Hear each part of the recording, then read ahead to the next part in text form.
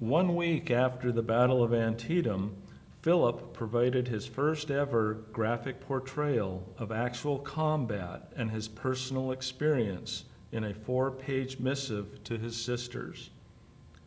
The worst of all is after the battle is over and the wounded have been brought from the field, he informed them, to see a poor fellow shot through in almost every place, some with a foot or a leg shot off.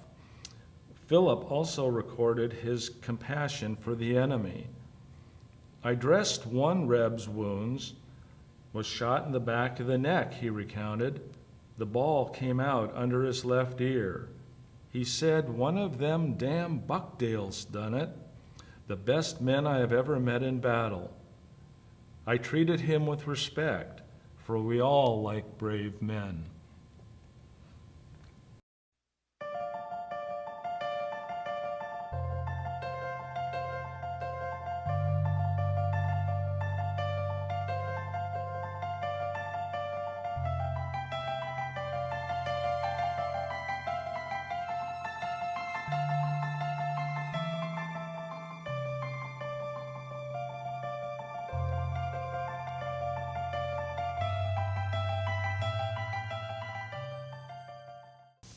That was John Simpson reading from his book, All for the Union, about a family during the Civil War. Hi, I'm Alan Rose. Welcome to Book Chat. John, it's delightful to have you today talking about your book about the Civil War. It focuses on one family, the Ellithorpes of New York State, at the time of the Civil War. And from that, you brought forth a book of a family's turmoil on the battlefield and back home.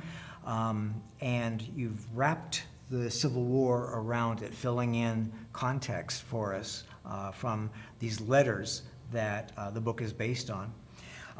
How did you become involved in this project where you received a bunch of letters and then eventually turned them into a book? Thank you, Alan. It's a pleasure to be here. The resulting book, All for the Union, really has its basis in Cowlitz County. Back in December of 2013, David Freese of the Cowlitz County Historical Museum contacted me saying that he had just received a bundle of 180 Civil War letters, and he wanted me to look at these letters to determine their value, and of course by their mere age they're valuable, and then to locate a place for them to be permanently housed, particularly back east in a Civil War setting. The bundles of letters were meticulously tied together with faded red ribbon, which to me indicated there was a real feminine presence here in the preservation of these letters. My job early on was to catalog them. I put the letters into non-acidic plastic sleeves. I labeled the sleeve with the name of the writer, the recipient, the date, where the letter was written, and then organized the collection chronologically. Believe it or not, that took me about 6 months because the letters were in all sorts of, some very neat, some very sloppy, because many letters were written on the battlefields or post-battlefields. The story is basically about two brothers and their sisters from rural Allegheny County, New York, which is about 70 miles south of Buffalo. So that's how I came into the Ellithorpes' lives.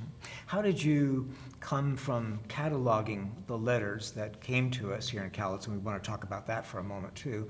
How did you go from cataloging to decide that there's a book here I want to write? Well, there were so many letters, 180 in all, that this is a huge find, because in many collections back east in universities and museums and so forth, to have maybe 20, 30, 40 letters is a big deal. 180 is a massively big deal. So I thought there's two approaches. One would be to take the letters themselves and transcribe them with minimal commentary on my part, and let the reading public read the letters and see the family members, coming through. The other approach would be for me to do background on the Civil War as context. So we've got the family story, and this is a family story, but the backdrop is the war itself. So like in the passage I read to you, the Battle of Antietam, I would cover that battle, but in a minimalist sort of way. I would only focus on the sections of the field where my characters were present, to give others, scholars included, the idea that, okay, this person is on this field in this particular battle. Right. And they were the two brothers. Philip was, 18, 19, very young man. And Philander was not much older, was 20 or 21? Correct. Yeah. Philip turned 18 one week after the firing on Fort Sumter. So he was borderline eligible for volunteering, although that rule was not strictly enforced. Philander was 20 years old. They had most of their letters went to a sister, Anne and Permila, who were living in the family house in Rushford, New York. There were a smattering of other letters that would go to their father, to an important uncle who some of the children lived with from time to time, and the mother, although their mother passed away in September of 1861, just a couple months after the Battle of Bull Run, and I wasn't able to determine what the cause was, but it was a shock to not only the two brothers fighting in the war, but also to the sisters at home.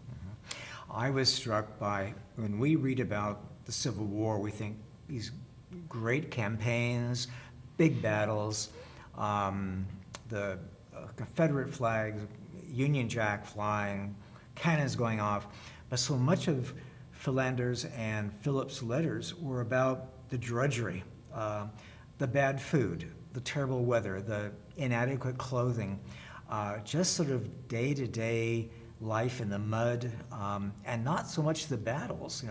They recount afterwards, but a lot of the book is what it must have been like for a young man venturing out into this great war, and really encountering just so much misery, day-to-day misery.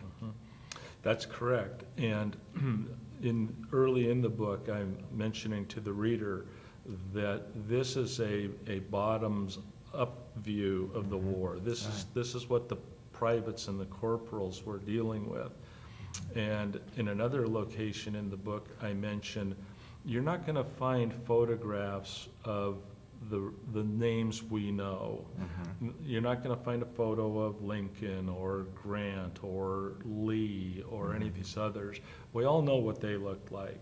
So I did my best to find photographs of company officers, people at that lower echelon at the company level. And my purpose was to give the reader a sense of what it was like to be in this war, this very dirty war. I regretted not seeing any photos of the young Philander and Philip, but they didn't have Snapchat, available to them like we do today, and so as these soldiers, they weren't photographed like, at least not individually, like you have the captains and the colonels.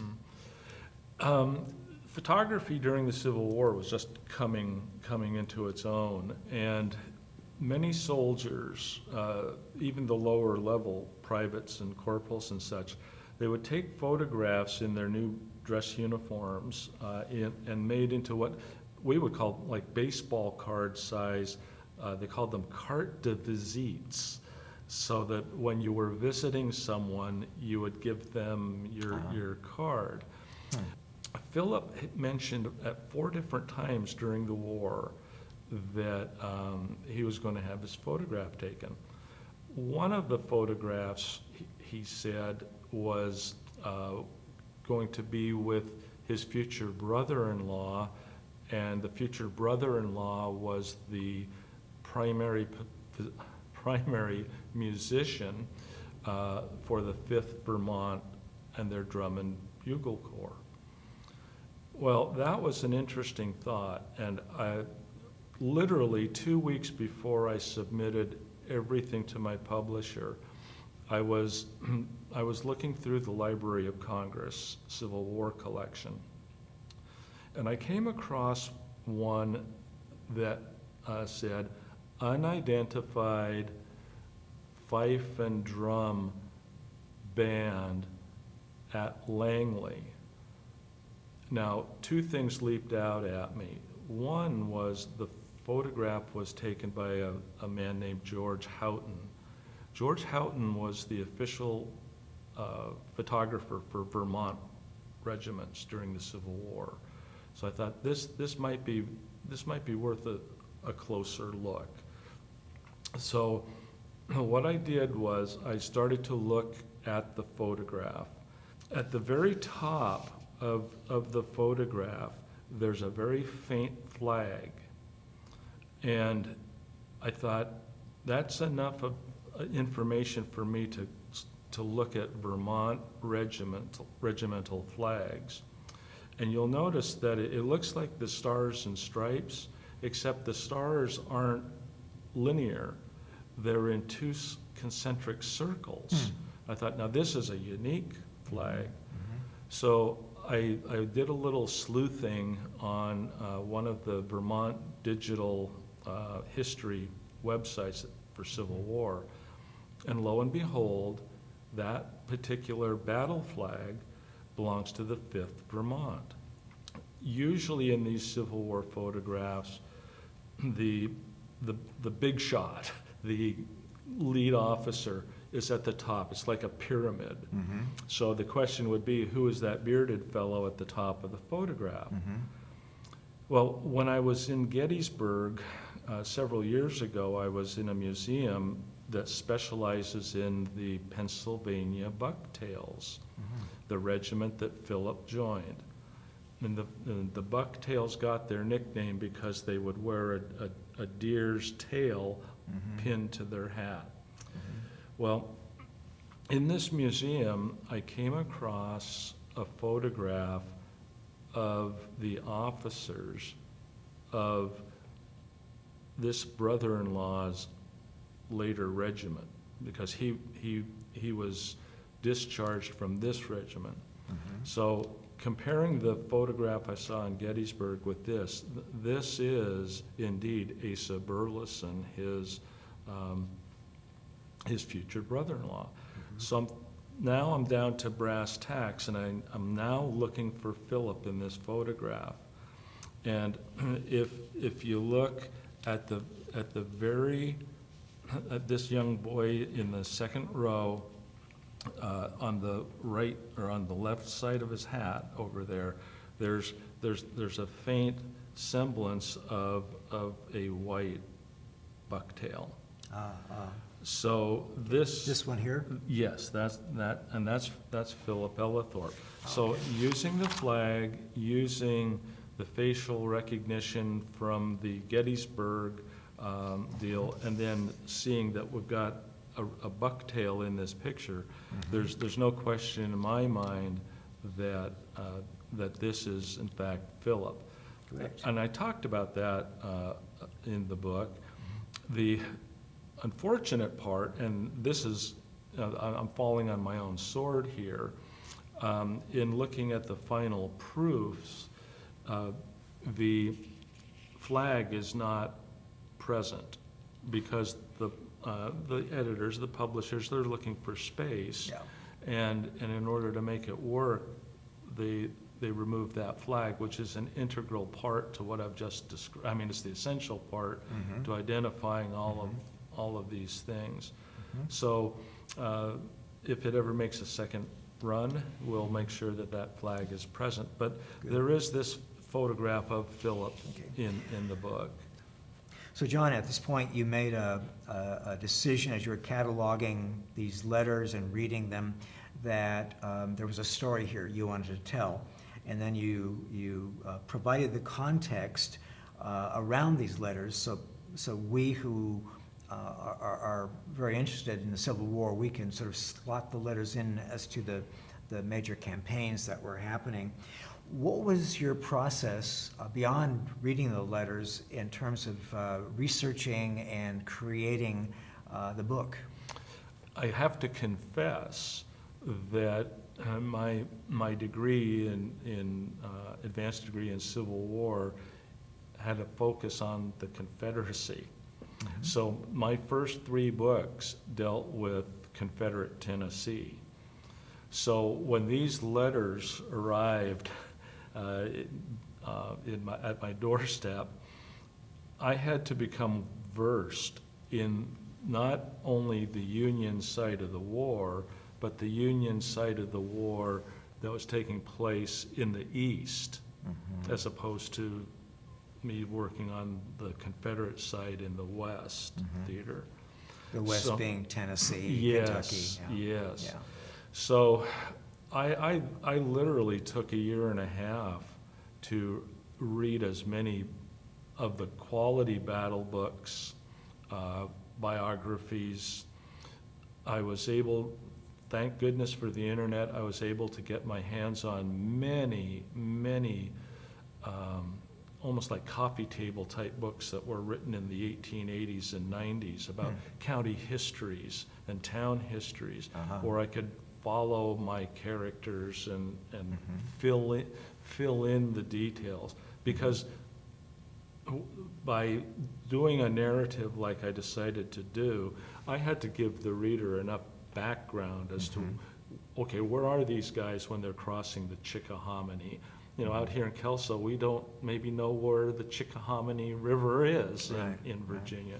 So I had to essentially re-educate myself on. And then you actually traveled to some of these places, did you? Absolutely, yeah. My wife and I accompanied me on a lot of the trips, and we went to libraries and museums in California, in Minnesota, and then focusing back east in Pennsylvania and New York and Vermont, because this Ellithorpe family actually did come originally from Vermont before settling in western New York. So there's a great deal of time that I took, and I wanted to do it right. You know, I wanted to make sure that, well, you know, I don't want to slight a certain movement or a certain battle, but then again, I didn't want to drag the reader down into, like you were saying, what is General Grant doing here and why is he doing it? I didn't want that to be the focus of my book. Yeah. When you were doing your research and reading the letters, was there anything that was surprising or sort of a jolt to you? I mean, you have a PhD in history, you know the Civil War very well. Was there anything new or surprising to you in this? Well, the letters themselves offered quite a few surprises in terms of family dynamics. The Ellithorpe family in the early 1850s was reasonably prosperous farmers. And then they moved into a small town, and it seems like they fell upon hard times and they became very impoverished. And to see how, in one letter, Philip said, when I come back to town, I'm going to use my army pay to pay a bounty for one of these boys who used to laugh at me when I was poor. So I got the sense, I was surprised to learn, and that was a lot of census studies too that I used to determine the relative wealth of the family and its decline. I also was very much surprised to kind of fit in where the father of the family was with all this, because for example, the two daughters were living in the family home while the two brothers were off fighting the war, and the father's nowhere to be found. And then there's issues of mortgage and perhaps selling off the property. To me, as the war went on, the home front family became more dysfunctional. Yes, I was surprised that, I think it was Anne, one of the sisters, was actually asking Philip and Philander for money. Yes. To send back to home because of the mortgage and such, which is quite surprising when you think about it. And that was not uncommon during the war, because the soldiers were getting $11 and then $13 a month, and that could be a king's ransom back home. And Philander was very generous, and in fact he made the statement at one point in time, "You might as well have the money, Anne, because there's no place to spend it here in camp." And Philip eventually got on board with the idea too of sending money home. Yeah. So those were revelations to me that came out of the letters.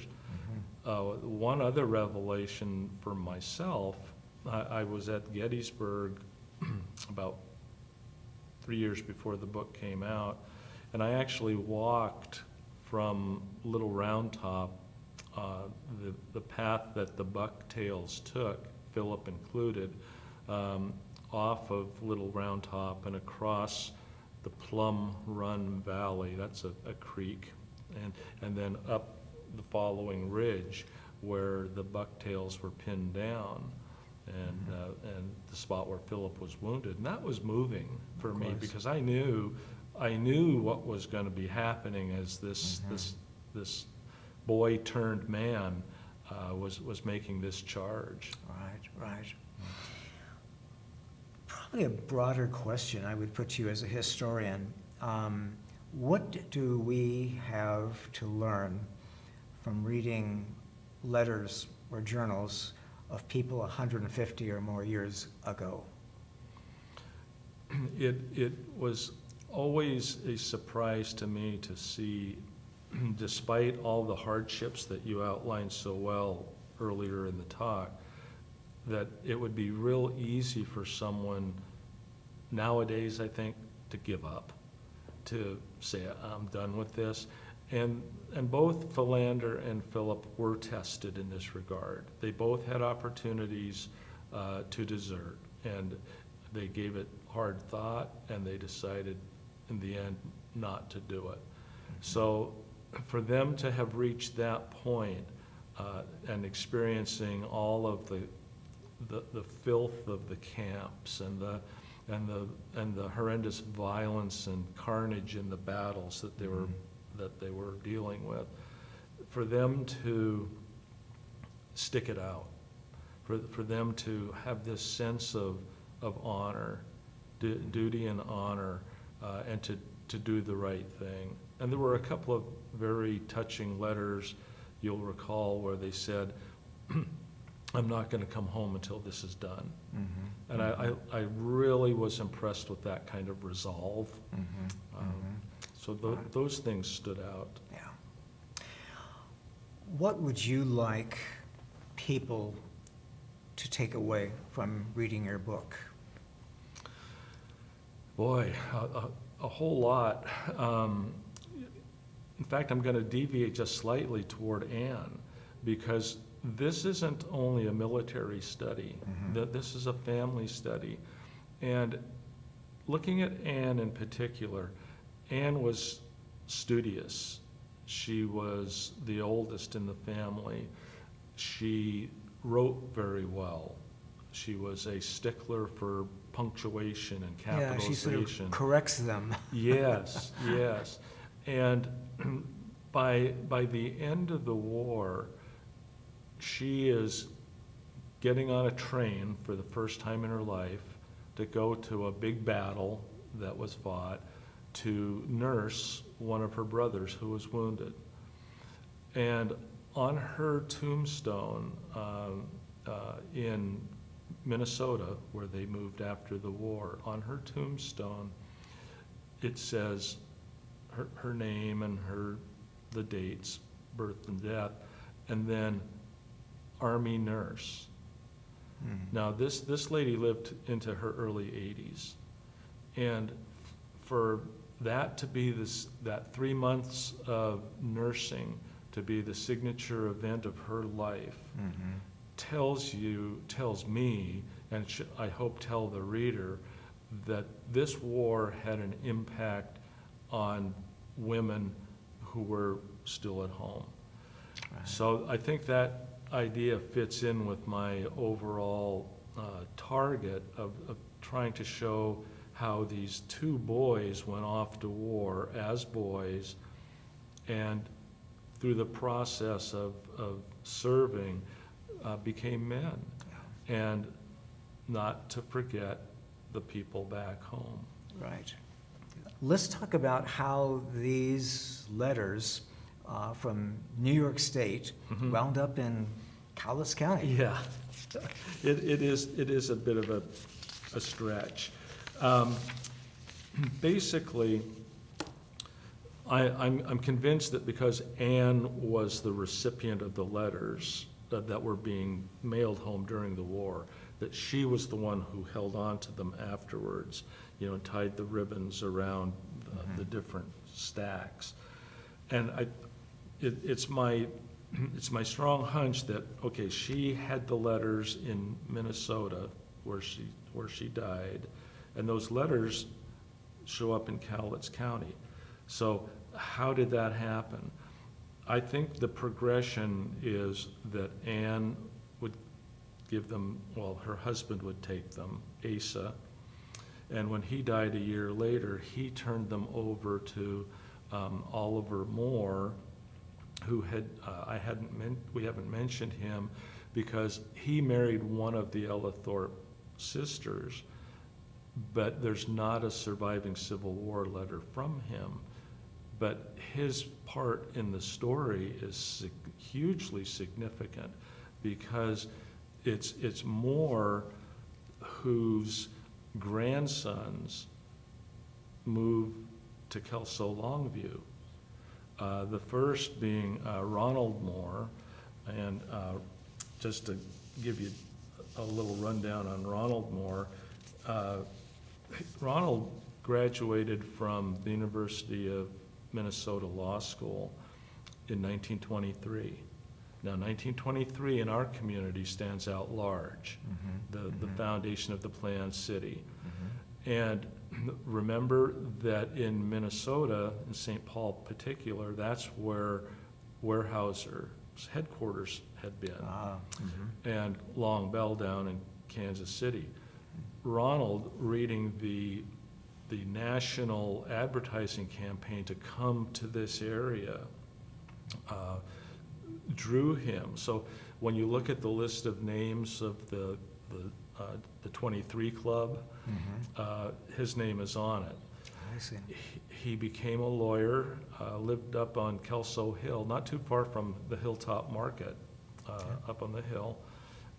He formed a law partnership with Howard Atwell, and today in our community we know that as Wallstead and Murching. Very famous Yes. outfit, yes. Ronald was a very active person in the different clubs in town, like Elks and the Masons and the Shriners, and he was a founding member of the Kelso Kiwanis, very much a public-spirited guy. Well, his brother, Maxwell, came to the area during World War II. He had been an embalmer, working in funeral homes back east. And when he arrived here, he went to work with Ditlevson over on Cowlitz Way, the funeral home, became a part owner, then total owner, and we knew it in our youth as Ditlevson Moore Funeral Home. So these letters that we're talking about, I'm confident that they went from Oliver, who died in 1926, to his son Burton, who moved to Kelso with Ronald. When he passed away in the 50s, Ron receives them, and then they end up with Max. And it was through the estate of Max that these letters were preserved and then turned over to the Historical Society. Okay. So, yeah, it is that's one of the parts of the book that I really enjoy talking about, Yeah. because it has the local connection. Yeah. For people around here, Yes. local, Longview and Kelso, I think they will identify those different people and the businesses. So it is interesting how they came to become evident to our community this way, and your role in it. In a lot of Civil War books, the material ends with peace, that sort of thing. But I take these biographies of these lead characters all the way through to their death in the 19-teens and 1920s and Right. so forth. And that's what, in some other reviews that are starting to come out, people are really saying this is really a unique approach to the Civil War, because it carries how the Civil War impacted these lead characters In for the later rest of life. their lives. Yeah. Yes. John, thanks so much for sharing with us your experience of these letters and how they came to play such an important role in your life as you shaped this story of the Civil War and of the Ellithorpe family. Thank you. Thank you very much, Alan. I appreciate the opportunity. Okay.